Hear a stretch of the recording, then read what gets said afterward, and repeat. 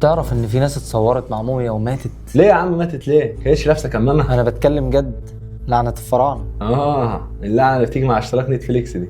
طب اسمعني بس، ليه في اي فيلم موميا بيحصل في كواليسه مصيبة؟ اكيد عشان المنتج مصري. من سنة 1922 ناس فتحت مقابر وناس اتصورت وناس ماتت وناس اتلعنت. يعني انت بتقول المشكله مش في الموميا، المشكله في اللي يفتح. بالظبط، والمصيبة ان هوليوود شافت كل ده وقالت ان ده محتوى. يعني الموميا ماتت مرتين، مره في المقبره ومره في السينما. بس السؤال الحقيقي، هل لعنة الموميا حقيقة ولا احنا بنحب نخوف نفسنا؟ ولا هي لعنه ولا هي فيلم ولا احنا مش فاضيين؟ النهارده هحكي لك ليه كل افلام الموميا مرتبطة بلعنة، من اول توت عنخ امون لحد هوليوود. وانا موجود بس عشان لو اللعنه ظهرت هجري قبلك. شد الكرسي، القصة اطول واخطر مما تتخيل.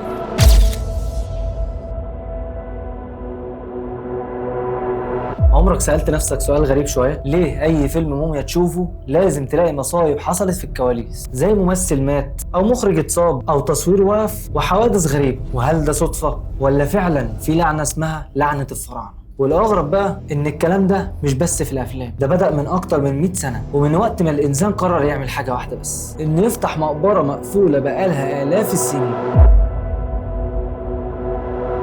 أنا فاكر أول مرة شفت فيها فيلم ذا مامي كنت مستمتع، الفيلم كان فيه مغامرة وأكشن ورعب، بس بعد ما كبرت شوية بدأت ألاحظ حاجة، كل مرة أسمع فيلم موميا أسمع معاه حكاية مرعبة وراه، وساعتها السؤال ضرب في دماغي، هو ليه النوع ده بالذات؟ ليه مش مصاصين دماء؟ ليه مش أفلام زومبي؟ وليه دايما تكون موميا؟ نرجع بالزمن سنة 1922 لما واحد اسمه هوارد كارتر قرر يفتح مقبرة توت عنخ آمون. بعد فتح المقبرة ناس كتير كانوا موجودين ماتوا بطريقة غريبة، أمراض مفاجئة وسكتات قلبية وأمراض ملهاش تفسير، وطبعا الجرايد وقتها قالت إن لعنة الفراعنة ضربت علينا، ومن هنا العالم كله اتبرمج على فكرة واحدة، أي حد هيقرب من الموميا يدفع الثمن. هوليوود شافت القصة دي وقالت لا لا لا لا، ده كنز. أول أفلام الموميا في الثلاثينات، وكان وقتها ممثلين بيمرضوا، تصوير يتوقف وديكورات تقع وناس تتصاب. هنا بقى فكرة اللعنة بقت جزء من التسويق حتى لو الفيلم نفسه مش قوي، يعني باختصار اللعنة بقت براند.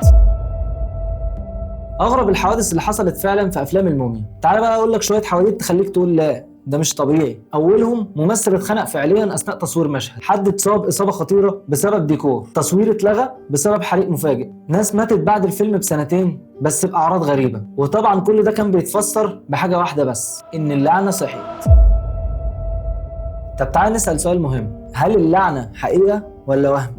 طب خلينا نكون صريحين شويه، هل في لعنه فعلا ولا احنا بنحب نخوف نفسنا؟ العلم بقى بيقول ايه؟ في بكتيريا قديمه وفي غازات سامه وفي مقبره مقفوله بقالها الاف السنين، بس النفس البشريه لما تصدق فكره بتشوف اي حاجه بعدها دليل. الموميا مش مجرد جثه، دي رمز حضاره وموت وبعث وانتقام، يعني انت مش بتتفرج على وحش، انت بتتفرج على تاريخ بيقوم من القبر.